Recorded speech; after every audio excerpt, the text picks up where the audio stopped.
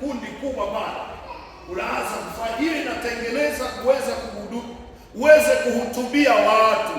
Kwa shuleni watu hawaendi tu kujua 1+1=2, wanatengeneza watu kuwa wa kusimama mbele ya watu. Sasa wale wapumbavu ndio wanakaanga nyuma. Sasa wale kama wakati mwingine tunapata definition kwamba wewe ni mwovu, maana waovu huwa mara nyingi wanakimbia tu hata asipofuatiwa. Inasema Biblia yako hivi, sema nakataa. Lazima utokeze na uwe na kiu ya kuovercome wengine.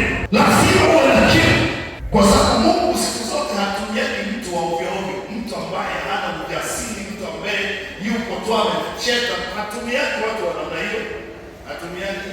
Mbingu zinahitaji mtu anaweza kukabiliana na dubu na simba. Mbingu zinahitaji mtu ambaye anaweza kubebeka ngano wakati wengine wote wanajificha.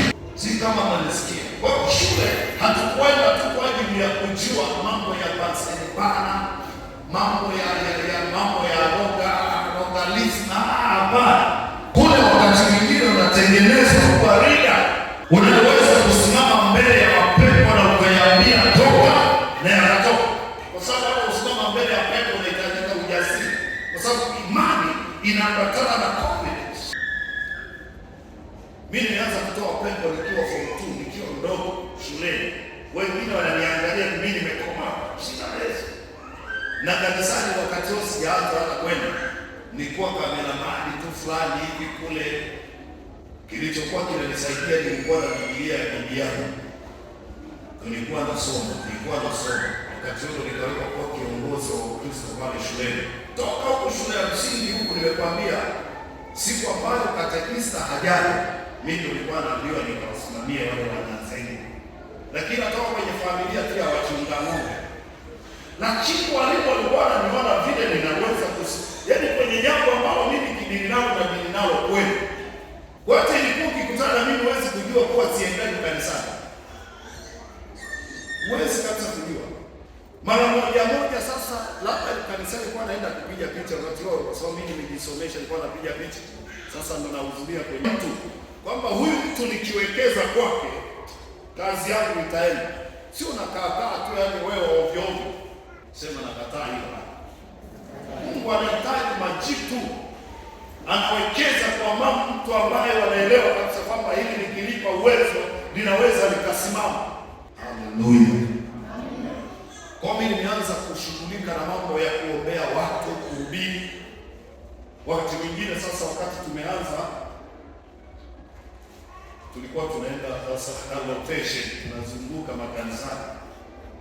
Hapo sasa ndio swala langu la kucheza mpira lilipoishia. Kwa sababu inalazimika Jumamosi wewe uwanjani kwenye mazoezi na mechi nyingi Jumapili. Nikasema mtanisamehe, mimi niko na jambo langu na Mungu.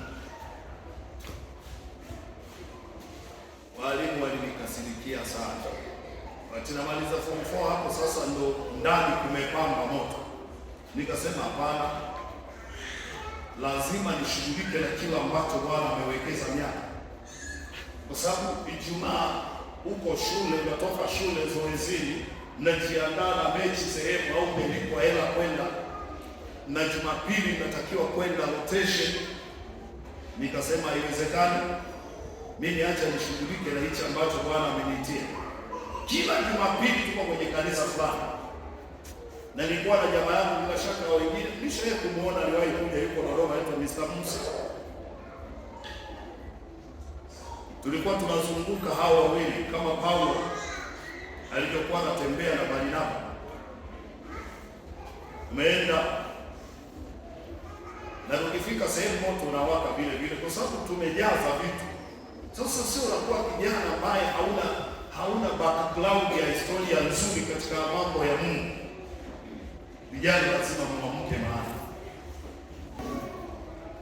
Lazima uwe na ujasiri wa kufanya mambo. Vijana nasema amini. Bwana Yesu asifiwe. Natamani kila mmoja awe vizuri kwa manufaa yake na Bwana. Kwa ambayo tunasimama mbele za Mungu.